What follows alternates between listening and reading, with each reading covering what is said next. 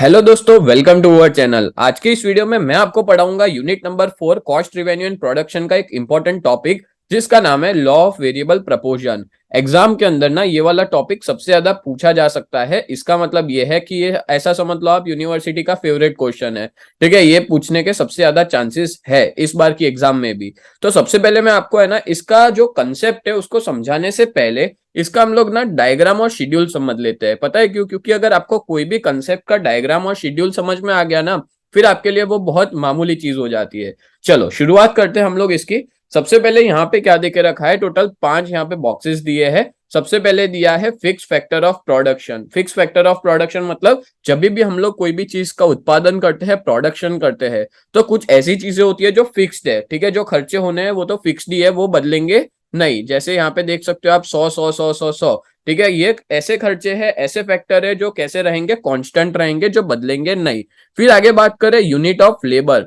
Unit of labour यहाँ पे एक वेरिएबल फैक्टर है। वेरिएबल फैक्टर का मतलब होता है जो बदलते रहता है। जैसे मान लो पहले जो है वो एक लेबर काम करता था, फिर दूसरे लेबर ने किया, तीसरे लेबर ने किया, चौथे, पांचवें, छठे, सातवें, आठवें और 9 जन। मतलब कि पहले एक लेबर को रखा, फिर दूसरे को रखा, फिर 3 लेबर्स को रखा, फिर 4 लेबर्स को। इस तरह से हम लेबर्स को बढ़ाते गए। इस वजह से इसको हमने क्या कहा है, वेरिएबल फैक्टर। वेरिएबल फैक्टर यानी जो बदलता रहता है। आगे बात करें तो टोटल प्रोडक्शन। अब सीधी सी बात है, जब हम लोग एक लेबर काम करेगा तो हमारा टोटल प्रोडक्शन कितना होगा, जिसको हम टीपी कहते हैं, जो यूनिट्स में 40 यूनिट का उसने प्रोडक्शन किया। अब जब दूसरा लेबर आया तो उसने कितना प्रोडक्शन किया, 90 यूनिट्स का। तीसरा लेबर आया तो उसने कितना प्रोडक्शन किया, 150 यूनिट। चौथे लेबर ने 200 यूनिट। पांचवें लेबर मतलब कि अब क्या हो गया, 5 लेबर मिलके कितना प्रोडक्शन कर रहे हैं, 240 यूनिट्स का। 6 लेबर मिलके कितना प्रोडक्शन कर रहे हैं, 260। 260। अब देखो क्या हो रहा है पता है, कि छठे और सातवें पॉइंट में आपको पता है ना, कोई एक ऐसा पॉइंट आता है बिजनेस में या प्रोडक्शन करते वक्त कि जब है ना जरूरत कम लोगों की है, जब ज्यादा लोग आ जाते हैं ना तो प्रोडक्शन बढ़ने की जगह पे कम हो जाता है। तो यहाँ पे भी यही हुआ। जब छठा लेबर आया ना तो हमारा यूनिट उतना का उतना ही रहा। छठा और सातवें में मतलब क्या हुआ कि हमारा जो आउटपुट है, टोटल प्रोडक्शन है, वो क्या हो गया, मैक्सिमम हो गया। अब उससे ज्यादा बढ़ ही नहीं सकता। अब आठवां लेबर आया तो उसने क्या किया, प्रोडक्शन, 8 लेबर मिलकर प्रोडक्शन कितना कर रहे हैं, 250 यूनिट। मतलब कि जरूरत से ज्यादा लोग कहीं पे भी आ जाते हैं तो प्रोडक्शन सीधी सी बात है क्या हो जाता है, कम हो जाता है। फिर जब 9वां लेबर आया तो उसने कितना, मतलब कि 9 लेबर मिलके अब कितना प्रोडक्शन कर रहे हैं, 230। तो यहाँ पे आप क्या देख सकते हो कि स्टार्टिंग में तो प्रोडक्शन बढ़ा, अच्छा खासा बढ़ा, बट बाद में इसने डिक्रीज करना स्टार्ट किया। स्टार्टिंग के अंदर हम ये देख सकते थे कि 1 2 3 4 5 6 7 7 लेबर तक प्रोडक्शन मैक्सिमम हुआ। उसके बाद ये नेगेटिव प्रोडक्शन जाने लगा, यानी कि डिक्रीज होने लगा। एवरेज प्रोडक्शन की बात करें तो एक लेबर एवरेज प्रोडक्शन कितना करता है, तो देखो 40 एवरेज प्रोडक्शन तो आपको पता ही है कि 40 डिवाइड बाय 1 करेंगे तो क्या आएगा, 40 आएगा। मतलब एवरेज एक लेबर, जब एक लेबर था तो वो तो 40 ही करेगा। अब 2 लेबर हुए तो उसने कितना किया, 90 डिवाइड बाय 2, 45। फिर 3 लेबर हुए तो प्रोडक्शन कितना किया, 150 डिवाइड बाय 3, 50।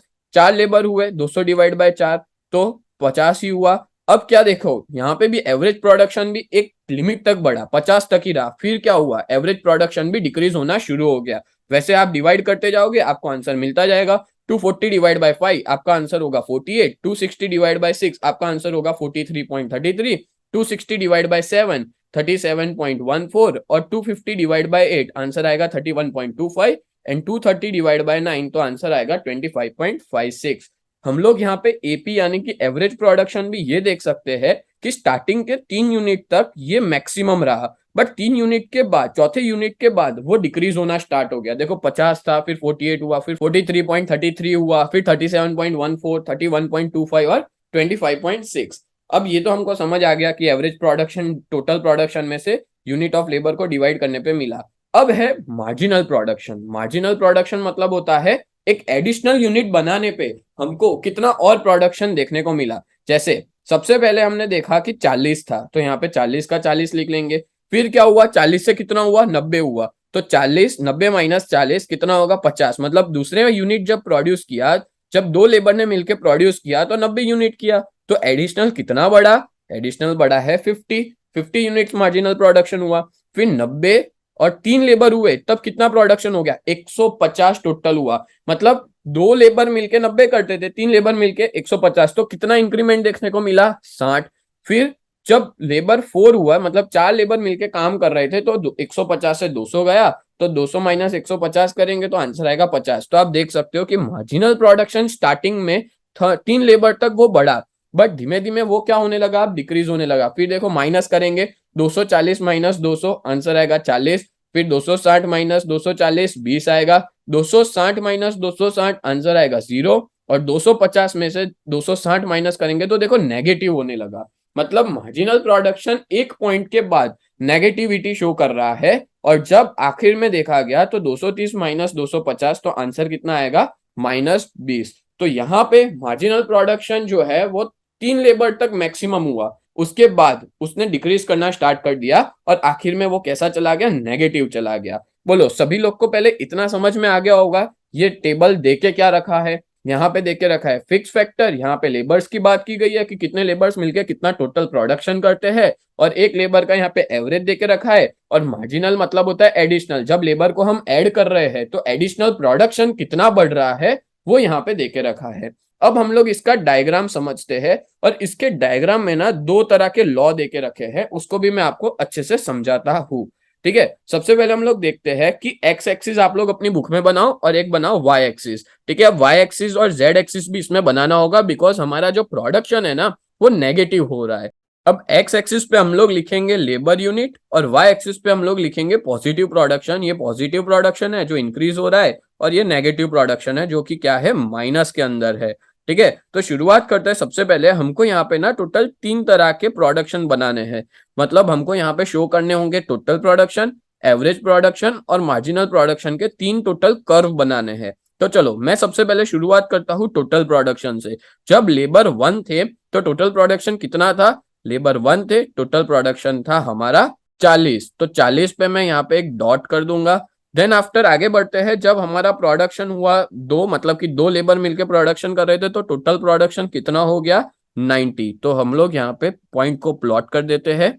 नेक्स्ट क्या हुआ, जब 3 लेबर हुए, 3 लेबर मिलके टोटल प्रोडक्शन कितना कर रहे थे, तो 3 लेबर मिलके टोटल प्रोडक्शन कर रहे थे 150। तो मैं यहाँ पे 150 को प्लॉट कर दूंगा। तो देखो मैं जैसे जैसे बताते जाऊं ना, वैसे वैसे आप लोग भी साथ साथ में करते जाओ, आपका पूरा कंसेप्ट क्लियर हो जाएगा। जब 4 लेबर हुए तब टोटल प्रोडक्शन कितना हुआ 4 लेबर के सामने, तो यहाँ पे हो गया 200। फिर जब 5 लेबर हुए तो टोटल प्रोडक्शन कितना हुआ, 240। तो मैं यहाँ पे एक पॉइंट को प्लॉट करूंगा। देन आफ्टर जब प्रोडक्शन मतलब लेबर यूनिट हुए 6, यानी कि 6 लेबर मिलके कितना प्रोडक्शन कर रहे थे, 260। ठीक है, अब 260 जो है वो इसके थोड़ा और ऊपर जाएगा, तो मैं इसके थोड़ा और ऊपर एक पॉइंट को प्लॉट कर देता हूँ। ठीक है, नेक्स्ट कितना हुआ, 7 लेबर पे भी 260 ही हुआ, तो 260 ही हम लोग यहाँ पे पॉइंट को प्लॉट करेंगे। देन आफ्टर कितना हुआ, जब प्रोडक्शन 8 हुआ, तो प्रोडक्शन 8 होने पे 250 हुआ, यानी कि डिक्रीज होना शुरू हुआ 8 लेबर ने जब काम किया तो। और जब 9 लेबर हुए तो 9 लेबर 9th लेबर ने कितना प्रोडक्शन किया, 230, यानी कि डिक्रीज होना वो स्टार्ट हो गया था। तो यहाँ पे हम लोग 230 पे एक डॉट लगाएंगे। ठीक है, तो अब यहाँ पे ये सारे डॉट्स को हम लोग आपस में क्या करेंगे, कनेक्ट कर देंगे। तो मैं यहाँ पे इन सारे डॉट्स को कनेक्ट कर देता हूँ। यहाँ पे आप लोग है ना स्केल का यूज कर सकते हो। ठीक है, और यहाँ पे जो कर्व बनेगा उसको भी समझाता हूँ, इस कर्व को क्या बोलेंगे। यहाँ पे अभी फिलहाल मैं स्केल का यूज नहीं कर सकता, बट आप लोग जरूर स्केल का यूज करिए इन सबको जोड़ने के लिए। चलो मैं ऐसे करते जा रहा हूँ, सारे पॉइंट्स को कनेक्ट एक दूसरे के साथ, फिर नेक्स्ट ये पॉइंट और फिर ये पॉइंट। तो ये हमारा बन गया टोटल प्रोडक्शन का कर्व। तो मैं यहाँ पे लिख लूंगा टोटल प्रोडक्शन, और टोटल प्रोडक्शन को हम लोग शॉर्ट में टीपी भी कहते हैं। चलो क्लियर सभी लोग को इतना। अब आगे हम लोग नेक्स्ट बनाएंगे एवरेज प्रोडक्शन। अब देख लो एवरेज प्रोडक्शन ये रहा। ठीक है, जब लेबर 1 था तो एवरेज प्रोडक्शन 40 था, लेबर 2 हुआ तो वो हुआ 45। इस तरह से हम लोग पॉइंट्स को प्लॉट करते जाएंगे। सबसे पहले एवरेज प्रोडक्शन 40, यानी कि यहाँ पे ही रहेगा सेम टू सेम। अब मैं एवरेज प्रोडक्शन को ना एक अलग कलर से यहाँ पे प्रेजेंट करता हूँ। ठीक है, अब नेक्स्ट हुआ जब लेबर 2 हुए तो एवरेज प्रोडक्शन बढ़ के हो गया 45। तो यहाँ पे हम लोग एक और पॉइंट को प्लॉट करेंगे 45 पे, यानी थोड़ा सा इसके ऊपर। ठीक है, जब यूनिट 3 हुए तब हमारा एवरेज प्रोडक्शन हुआ 50। तो यहाँ पे मैं पॉइंट को प्लॉट करूंगा 50। फिर जब यूनिट हुए 4, यानी कि 4 लेबर के यूनिट हुए तो भी हमारा एवरेज कितना था, हमारा एवरेज सेम था, कितना, वही का वही 50 का 50। जब यूनिट 5 हुए तो हमारा एवरेज प्रोडक्शन कितना हुआ, 48, यानी कि मैं उससे थोड़ा और कम थोड़ा करूंगा। फिर जब यूनिट 6 हुए तो हमारा 43.3, तो ये थोड़ा और कम होगा। फिर जब यूनिट लेबर के 7 हो गए तो कितना हुआ, 37.14, यानी कि ये इधर जाएगा। फिर जब यूनिट 8 हुए लेबर के तो कितना हुआ, 31.25, यानी कि और थोड़ा कम होगा इसका। फिर जब यूनिट 9 हुए तो हमारा कितना हो गया, 25.56, यानी कि वो मैं यहाँ पे प्लॉट करूंगा। अब क्या करेंगे हम लोग है ना, ये जो एवरेज प्रोडक्शन का है उन सारे पॉइंट्स को आपस में कनेक्ट कर देंगे। आप इसमें स्केल का यूज कर सकते हो कनेक्ट करने के लिए। हमने ये सारे पॉइंट्स को क्या किया, कनेक्ट कर लिया। देन आफ्टर ये जो कर्व बना, इस कर्व को हम लोग क्या कहेंगे, ये वाला कर्व जो होगा वो एवरेज प्रोडक्शन का है। ठीक है, तो इसको थोड़ा आगे तक ले जाते हैं। चलो, ये जो कर्व बना वो कौन सा है, एवरेज प्रोडक्शन। एवरेज प्रोडक्शन को हम लोग शॉर्ट में एपी भी कहते हैं। ठीक है, दो हमने टोटल कर्व बना दिए। अब तीसरा बनेगा, उसके लिए मैं थोड़ा कलर अलग यूज करूंगा। चलो, तीसरा जो बनेगा वो होगा मार्जिनल प्रोडक्शन का। तो आप सबसे पहले मार्जिनल प्रोडक्शन देख लो। जब यूनिट लेबर का 1 था तो मार्जिनल प्रोडक्शन 40 था, मतलब वहीं से फिर 50 हुआ, फिर 60 हुआ। ठीक है, तो वैसे वैसे मैं पॉइंट्स को भी क्या करूंगा, प्लॉट करते जाऊंगा। तो सबसे पहले हम यहाँ पे ही डॉट कर देंगे, जो है 40 पे पहले यूनिट पे। दूसरे यूनिट पे वो कितना हुआ, 50 हुआ। ठीक है, मतलब हम यहाँ पे थोड़ा और इंक्रीज करेंगे। नेक्स्ट जब लेबर 3 हुए तो हमारा कितना हो गया, 60 हो गया। तो यहाँ पे मैं पॉइंट प्लॉट करूंगा। जब लेबर 4 हुए तो हमारा हो गया वापिस 50 पे आ गया। ठीक है, तो हम लोग ये कहेंगे कि ये दोनों पॉइंट एक जैसे हो गए 50 पे। देन आफ्टर 5 नंबर, मतलब कि जब 5 लेबर हुए तो वो हुआ 48, यानी कि थोड़ा सा जो है वो कम हुआ। ठीक है, नेक्स्ट जब लेबर हुए 6 तो हमारा मार्जिनल प्रोडक्शन कितना हुआ, 6 लेबर पे टोटल 20 हो गया। ठीक है, छठे लेबर पे, पांचवें लेबर पे वो था 40, अब सीधा वो चला गया कितने पे, 20 पे, तो मैं यहाँ पे डॉट करूंगा। देन जब 7वां लेबर हुआ तो 7वें लेबर ने तो प्रोडक्शन, मार्जिनल प्रोडक्शन 0 ही कर दिया। फिर जब 8वां लेबर आया तो उसने मार्जिनल प्रोडक्शन -10 किया, यानी यहाँ पे। और जब 9वां लेबर आया, 9th लेबर, तो उसने हमारा जो मार्जिनल प्रोडक्शन है वो -20 किया। अब इसको ना आपस में हम लोग कनेक्ट कर देते हैं। आप लोग स्केल का यूज करना कनेक्ट करने के लिए। ठीक है, तो ये भी हमारा एक बढ़िया सा कर्व बन गया है। और ये कर्व का जो नाम है वो है मार्जिनल प्रोडक्शन का कर्व, जो कि नेगेटिविटी बता रहा है, जो नेगेटिव में जा रहा है। तो यहाँ पे हम लोग शॉर्ट में इसको लिखेंगे मार्जिनल प्रोडक्शन, जिसको हम लोग एमपी भी कहते हैं। तो यहाँ पे टोटल 3 तरह के अलग अलग हमने देख लिए कर्व बन गए। अब आप लोग क्या करना, यहाँ पे है ना एक डॉटेड लाइन बना देना, सभी के जो जो लेबर्स देके रखे ना उन सभी के अंदर डॉटेड लाइन बना देना। मैं एक अलग कलर से यहाँ पे डॉटेड लाइन बनाता हूँ, इस तरह से मैं बोल रहा हूँ। ठीक है, जो सारे पॉइंट्स जो है ना उसको शो करने के लिए यहाँ पे मैंने सारी लाइन प्रेजेंट कर ली है। थोड़ी मेरी टेढ़ी मेढ़ी है, आप लोग स्केल से बनाओगे तो सीधी बनेगी। अब यहाँ पे ना टोटल 3 फेज होंगे। सबसे पहले हम लोग बात करें तो यहाँ पे जो मार्जिनल प्रोडक्शन है, मार्जिनल प्रोडक्शन स्टार्टिंग में आप देख सकते हो कि वो बढ़ रहा है, मतलब कि वो स्टार्टिंग में रेड कलर का है जो मार्जिनल प्रोडक्शन है वो स्टार्टिंग में बढ़ रहा है। ठीक है, और एवरेज प्रोडक्शन भी बढ़ रहा है। तो आपको मैं बता दूं कि ये जो फेज होगा ना, जो जिसमें एवरेज प्रोडक्शन बढ़ रहा है उसको हम लोग कहेंगे phase of increasing return. Increasing return मतलब होता है पहले वो जो है वो इंक्रीज होना शुरू कर रहा है, फिर वो क्या होगा, फॉल होगा, यानी कि गिरना शुरू करेगा।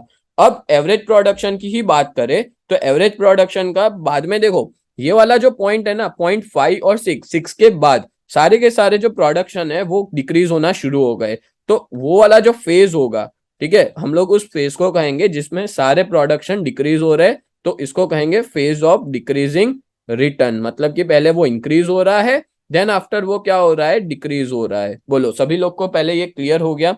तो यहाँ पे टोटल 3 तरह के फेजेस क्रिएट होते हैं, जिसको मैं आपको डिटेल में समझाता हूँ। तो यहाँ पे ना आपको ये टेबल समझ में आना चाहिए, और आपको ये शेड्यूल यानी ये डायग्राम शेड्यूल से जो बनाया है वो आपको समझ में आ जाना चाहिए। अब हम लोग इसमें 3 फेज देख सकते हैं। सबसे पहला फेज क्या देके रखा है, तो सबसे पहले इन लोग ने दिया है कि इन द फर्स्ट फेज, देखो लॉ ऑफ वेरिएबल प्रपोर्शन में आप फेजेस जरूर लिखना एग्जाम में, आपको पूरे में से पूरे मार्क्स मिलेंगे। सबसे पहला जो फेज है ना इस फेज में टोटल प्रोडक्शन, एवरेज प्रोडक्शन और मार्जिनल प्रोडक्शन क्या हो रहा है, इंक्रीज हो रहा है। इसलिए इस फेज को हम लोग क्या कहेंगे, फेज ऑफ इंक्रीजिंग रिटर्न। देखो मैं आपको डायग्राम में बताता हूँ, ये तीनों के तीन जो है वो स्टार्टिंग में क्या हो रहा है, इंक्रीज होना शुरू कर रहे हैं, मतलब कि ये है फेज वन, पहला फेज जो है, ठीक है। अब आगे बात करें तो फेज वन के अंदर और क्या दिया है कि हमने लास्ट इलेस्ट्रेशन देखा जिसमें पहले तीन लेबर जो है, पहले तीन लेबर वो फर्स्ट फेज में आते हैं। तो यहाँ पे देख लो, एक दो तीन, ये तीनों मिलके कौन सा फेज बनता है, फर्स्ट फेज। मतलब ये फर्स्ट फेज में सारे के सारे इंक्रीज हो रहे हैं, मतलब कि सारे के सारे इंक्रीजिंग रिटर्न पे है। आगे बात करें सेकंड फेज की, तो सेकंड फेज में क्या दिया है, in this phase total production increases but average production and marginal production decreases. सही बात है कि ये वाला जो सेकंड फेज है ना, उसमें देखो टोटल प्रोडक्शन बढ़ रहा है, बट दोनों मार्जिनल और एवरेज दोनों प्रोडक्शन गिरना शुरू हो गए। गिरना मतलब कि डिक्रीज होना शुरू हो गए, ठीक है। और ये जो है वो डिक्रीज इन मार्जिनल प्रोडक्शन जो है वो फास्टर है than that of average production. यहाँ पे देखो, इसको मैं बहुत अच्छे से आपको एक्सप्लेन करता हूँ कि ये जो मार्जिनल प्रोडक्शन है वो स्टार्टिंग में बढ़ा भी फास्ट और फिर स्टार्टिंग में गिरा भी फास्ट और नेगेटिव ही चला गया, ठीक है। जबकि एवरेज प्रोडक्शन क्या है, बढ़ा और आराम आराम से वो नीचे जा रहा है। तो यहाँ पे यही कहा है कि जो डिक्रीज है मार्जिनल प्रोडक्ट का वो फास्टर है एवरेज प्रोडक्शन से, और सातवें यूनिट पे वो जीरो हो जाता है, बट टोटल प्रोडक्शन वो कांस्टेंट रहता है। देखो ये वाला पॉइंट बोल रहे हैं हम लोग, सातवें पॉइंट पे टोटल प्रोडक्शन सेम रहता है, बल्कि ये दोनों क्या हो रहे हैं, डिक्रीज हो रहे हैं, ठीक है। तो ये जो पहले से लेकर के सात, मतलब फोर्थ पॉइंट से लेकर सात पॉइंट है ना, उसको हम लोग सेकेंड फेज कहेंगे। अब आता है तीसरा फेज, और यहाँ पे ये भी कहा है कि सातवें यूनिट पे जो है वो जीरो हो जाते हैं, मतलब कि यहाँ पे हम लोग कहेंगे मार्जिनल प्रोडक्शन जो है वो जीरो हो जाता है, but total production remains constant, total production constant रहता है। अब पहले दो फेज कर लिए, अब तीसरे फेज की बात करें तो इस फेज के अंदर जो मार्जिनल प्रोडक्शन है ना, वो कैसा होता है, नेगेटिव होता है, और एवरेज प्रोडक्शन डिक्रीज हो रहा है और टोटल प्रोडक्शन भी क्या हो रहा है, डिक्रीज हो रहा है। इन शॉर्ट हम लोग ये कहेंगे कि मार्जिनल, देखो ये वाला फेज 8 से लेकर के 9 तक, इसको हम लोग थर्ड फेज कहेंगे। यहाँ पे भी मैं आपको बता देता हूँ, ये जो होगा वो हमारा थर्ड फेज होगा। और थर्ड फेज के अंदर कौन सी कंडीशन देखने में मिल रही है कि टोटल प्रोडक्शन कम हो रहा है, एवरेज प्रोडक्शन भी कम हो रहा है, जबकि मार्जिनल प्रोडक्शन ना नेगेटिव हो गया, यानी कि बहुत ज्यादा कम हो गया। तो ये तीनों फेज को आप एग्जाम में लिख लेना, आपको अच्छे से अच्छे मार्क्स मिलेंगे, ठीक है। तो ये मैंने आपको लॉ ऑफ वेरिएबल प्रपोर्शन का शेड्यूल और डायग्राम समझाया और इसके फेजेस समझाए। अब हम लोग शुरुआत करते हैं इसके इंट्रोडक्शन से, स्टार्टिंग से, तो आपको और अच्छे से सारे कंसेप्ट क्लियर हो जाएंगे। अब हम शुरुआत करते हैं इंट्रोडक्शन से। तो यहाँ पे इंट्रोडक्शन में क्या दिया है, तो ये जो कंसेप्ट है प्रोडक्शन फंक्शन का, यानी अभी हमने जो देखा ना वो प्रोडक्शन फंक्शन ही था, ठीक है। उस वो यूज किसके लिए किया जाता है, प्रोडक्शन एनालिसिस के लिए किया जाता है। यहाँ पे हमने तीन तरह के प्रोडक्शन को एनालिसिस किया। हमने कौन से प्रोडक्शन को, एक मार्जिनल, एक टोटल और एक एवरेज, ये तीनों प्रोडक्शन को हमने एनालिसिस किया। और ये जो प्रोडक्शन फंक्शन है वो इंडिकेट क्या करता है, एक टेक्निकल रिलेशनशिप, किसके बीच में, इनपुट ऑफ प्रोडक्शन और प्रोडक्शन के बीच में। एकदम एग्जैक्ट सही बात है। इनपुट यानी कि हमने दो फैक्टर देखे थे, एक तो थे फिक्स्ड फैक्टर, ठीक है, और एक हमने कौन सा देखा, लेबर देखा, जो एक वेरिएबल फैक्टर था जो बदल रहा था। तो इन शॉर्ट हम लोग ये कहेंगे कि ये जो फिक्स्ड फैक्टर और लेबर, इसकी और प्रोडक्शन कितना बढ़ रहा है और कम हो रहा है। प्रोडक्शन में कौन सा आ गया, मार्जिनल, टोटल और एवरेज प्रोडक्शन, इन दोनों की टेक्निकल रिलेशनशिप को बताता है प्रोडक्शन फंक्शन। बेसिकली बात करें तो प्रोडक्शन फंक्शन दो तरह के होते हैं। सबसे पहला है when relative quantity of input of production is keep constant. इसका मतलब ये हुआ कि सबसे पहले हमने दो फैक्टर देखे, एक था फिक्स फैक्टर जो कांस्टेंट था, जो बदल रहा नहीं था, फिर but input of production are increase, but जो दूसरा वाला था ना, लेबर जो वेरिएबल था, वो इंक्रीज हो रहा था। तो उसको पता है हम लोग क्या कहेंगे, रिटर्न टू स्केल और economics and Dix economics of scale, ठीक है। याद रखना क्या दिया है यहाँ पे कि एक ऐसा इनपुट था जो फिक्स था और एक दूसरा था लेबर, वो कॉन्स्टेंटली क्या हो रहा था, बढ़े जा रहा था, और उसको ही हम लोग कहते हैं रिटर्न टू स्केल और economics and diseconomics of scale. दूसरा बात करें तो when other input of production are constant, जो दूसरा था मतलब कि इसके अलावा बाकी सारे हो गए, ठीक है, जिसमें हम लोग कह सकते हैं कैपिटल हो गया, हम लोग कहेंगे लैंड हो गया, एंटरप्रीनर, वो सारे कांस्टेंट रहेंगे। बट बदलाव किसमें देखने को मिलेगा, quantity of only one input is increase, मतलब सिर्फ एक ही इनपुट की क्वांटिटी बढ़नी चाहिए, यानी कि लेबर की। यहाँ पे आप देख सकते हो, हमने पूरा डायग्राम शेड्यूल देखा, उसमें लेबर की क्वांटिटी यानी कि लेबर जो है वो पहले एक हुआ, फिर दो हुआ, फिर तीन हुआ, तो यहाँ पे लेबर जो है वो कॉन्स्टेंटली बढ़ रहे थे। ठीक है, और उसकी इफेक्ट हमारे प्रोडक्शन पे देखने को मिली। मतलब कि पहले क्वांटिटी जो थी लेबर की वो बढ़ रही थी और उसकी इफेक्ट हमको प्रोडक्शन पे देखने को मिली। तो हम लोग इसको क्या कहेंगे, रिटर्न टू फैक्टर प्रपोजन कहेंगे, और इसको लॉ ऑफ वेरिएबल प्रपोजन भी कहा जाएगा। बोलो सबको समझ में आ गया लॉ ऑफ वेरिएबल प्रपोजन क्या होता है? जब हम लोग बाकी सारे फिक्स फैक्टर यानी कांस्टेंट रखे और खाली एक ही फैक्टर को क्या करे, बदले, जो कौन था, लेबर था, जो क्या हो रहा था, इंक्रीज हो रहा था, तो उसकी इफेक्ट हमारे प्रोडक्शन पे देखने को मिली। यानी कि हमारा प्रोडक्शन बढ़ा और स्टार्टिंग में बढ़ा, फिर जाके वो क्या हो गया, कम होना शुरू हो गया। तो इसी को हम लोग कहेंगे रिटर्न टू फैक्टर प्रपोजन, और इसका दूसरा नाम भी है लॉ ऑफ वेरिएबल प्रपोजन। तो एग्जैक्टली ये कंसेप्ट कहना क्या चाहता है लॉ ऑफ वेरिएबल प्रपोजन का, कि यहाँ पे जब भी हम लोग प्रोडक्शन करते हैं तो सारे फैक्टर कैसे होने चाहिए, फिक्स्ड होने चाहिए, और सिर्फ एक ही फैक्टर जो है, जैसे मैंने बोला लेबर, वो ही एक ही फैक्टर ही बढ़ेगा। यानी कि पहले 1 हुआ, 2 हुआ, 3 हुआ, 4, 5, 6, 7, 8, 9, इस तरह से हम लोग धीमे धीमे एक एक करके ऐड करते गए, और उसकी इफेक्ट क्या हुई, लेबर के बढ़ने की वजह से उसकी डायरेक्ट इफेक्ट हमको किस में देखने को मिली, प्रोडक्शन में देखने को मिली। और इसी इसी तरह के लॉ को हम लोग क्या कहेंगे, law of variable proportion. Clear सभी लोग को? अब इसका आगे बढ़ते हैं, concept of returns to factor proportion. ठीक है, देखो यहाँ पे ना अभी फेजेस देके रखे हैं, वो मैं आपको डिटेल में समझाता हूँ। देखो यहाँ पे भी सेम बात कही है, अदर फैक्टर्स जो है वो सारे कैसे रहेंगे, कांस्टेंट रहेंगे, सिर्फ और सिर्फ एक ही फैक्टर बदलेगा। यानी कि हमने देखा था अदर फैक्टर्स की बात करें तो फिक्स फैक्टर, वो सारे कैसे रहेंगे, कांस्टेंट रहेंगे, वो सब बदलेंगे नहीं। और बदलेगा तो सिर्फ कौन सा फैक्टर बदलेगा, बदलेगा तो लेबर बदलेगा। तो टोटल 3 तरह के फेजेस देखने को मिलते हैं, टोटल 3 तरह की इफेक्ट देखने को मिलती है। शुरुआती में हमने देखा इनिशियल यानी कि फर्स्ट फेज में जो प्रपोजन था प्रोडक्शन का वो ज्यादा था than the proportion of increasing in variable factor. यह सीधी सी बात है, स्टार्टिंग में ना हमारा प्रोडक्शन ज्यादा था, यानी कि प्रोडक्शन क्या था, हमारा ज्यादा था, और हमारे पास लेबर बहुत कम थे। ठीक है, कंपेयर करें तो लेबर स्टार्टिंग में 1, 2, 3 वेरिएबल फैक्टर में तो लेबर ही थे, वो 1, 2, 3 इस तरह से बढ़ रहे थे। ठीक है, मतलब प्रोडक्शन ज्यादा था और लेबर्स जो थे वो कम थे। ठीक है, अब इस फेज में क्या होता है, टोटल प्रोडक्शन, एवरेज प्रोडक्शन और मार्जिनल प्रोडक्शन तीनों तीन इंक्रीज होते हैं, बट मार्जिनल प्रोडक्शन फटाफट इंक्रीज होता है देन एवरेज प्रोडक्शन। यानी कि मार्जिनल प्रोडक्शन की जो स्पीड है वो ज्यादा स्पीड में होता है, मतलब कि स्टार्टिंग में स्पीड में बढ़ता भी और कम भी होता है। ठीक है, जबकि एवरेज प्रोडक्शन इतना स्पीड में नहीं बढ़ रहा था, आप लोग ने देखा होगा। ठीक है, तो इसी कंडीशन को हम लोग बोलते हैं लॉ ऑफ इंक्रीजिंग रिटर्न। बोलो सभी लोग को क्लियर हो गया ये? अब आगे बढ़ते हैं, सेकंड फेज की बात करते हैं। जब सेकंड फेज आया प्रोडक्शन का, फर्स्ट फेज में कितने लेबर थे, 1 से 3 यानी 1, 2, 3।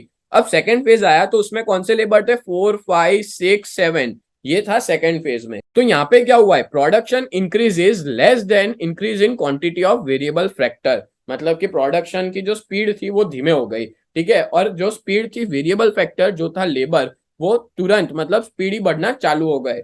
ये फेज में टोटल प्रोडक्शन जो था वो बढ़ रहा था। आपने देखा टोटल प्रोडक्शन तो भाई सबसे ऊपर था, जो सबसे ऊपर इंक्रीज होते ही जा रहा था, और एवरेज प्रोडक्शन और मार्जिनल प्रोडक्शन भी बढ़ते हैं। ठीक है, बाद में एवरेज प्रोडक्शन और मार्जिनल प्रोडक्शन दोनों ही डिक्रीज होना शुरू कर देते हैं। जबकि मार्जिनल प्रोडक्शन की बात करें तो मार्जिनल प्रोडक्शन इंक्रीज होता है, बट वो ज्यादा रैपिडली इंक्रीज होता है एवरेज प्रोडक्शन से। देखो मैं यहाँ पे आपको डायग्राम दिखा देता हूँ। तो मार्जिनल प्रोडक्शन ये जो 4, 5, 6 में जो है वो क्या होता है, इंक्रीज होता है स्पीड से, फिर डिक्रीज भी स्पीड से होना शुरू कर देता है मार्जिनल प्रोडक्शन। और एवरेज प्रोडक्शन की जो स्पीड है ना वो धीमे है। तो यहाँ पे आप देख सकते हो कि यहाँ पे खाली नॉर्मल चीजें ही बताई गई है, इतना कोई हार्ड नहीं है ये कंसेप्ट।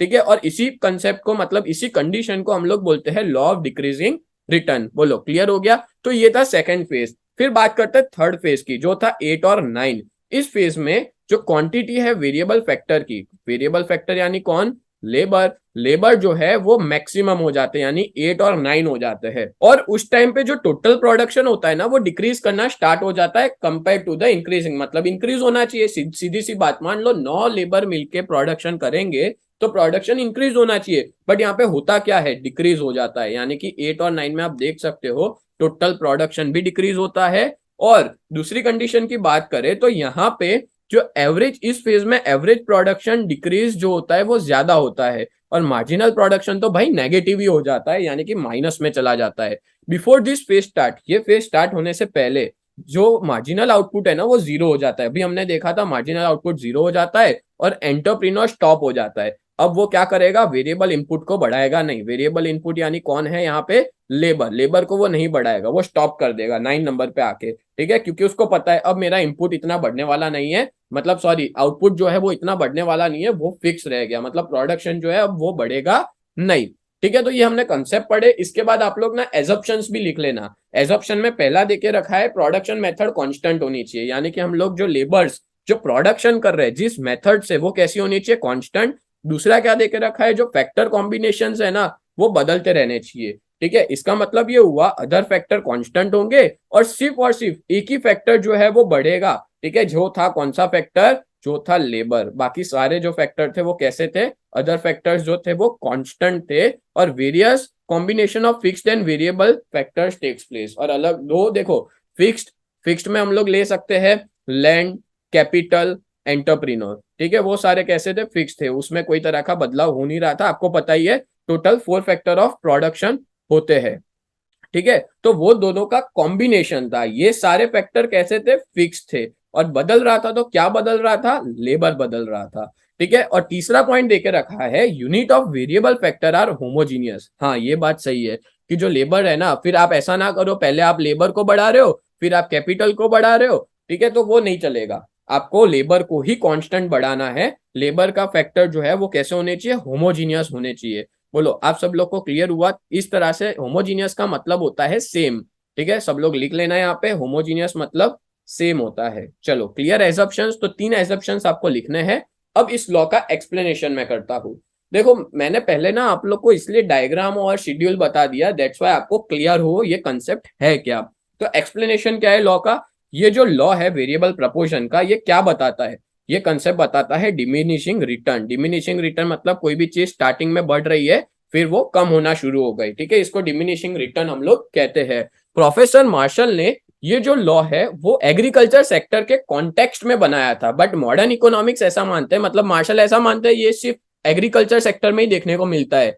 अब मॉडर्न इकोनॉमिक्स जो है ना वो ऐसा मानते हैं कि ये जो एप्लीकेबल है सारे सेक्टर में। हाँ, फर्क इतना है कि किसी में ज्यादा होगा किसी में कम होगा, बट होता सारे सेक्टर्स में है, एग्रीकल्चर, इंडस्ट्रियल, सर्विस सेक्टर। बोलो क्लियर हो गया सभी लोग को। आगे बढ़ते हैं एक्सप्लेनेशन थ्रू शेड्यूल। मतलब यहाँ पे जो फैक्टर ऑफ प्रोडक्शन है जैसे लैंड, कैपिटल, ये सब कांस्टेंट है, और सिर्फ बदल क्या रहा था, क्वांटिटी ऑफ लेबर बदल रहा था, वो इंक्रीज हो रहा था। ठीक है, जिसकी वजह से प्रोडक्शन, एवरेज प्रोडक्शन और मार्जिनल प्रोडक्शन क्या हो रहे थे, बदल रहे थे। तो आप एग्जाम में ना इतना लिख के आना, आपको पूरे में से पूरे मार्क्स मिलेंगे, ये मेरी गारंटी है। तो दोस्तों उम्मीद करता हूं आपको ये कंसेप्ट अच्छे से समझ में आया होगा।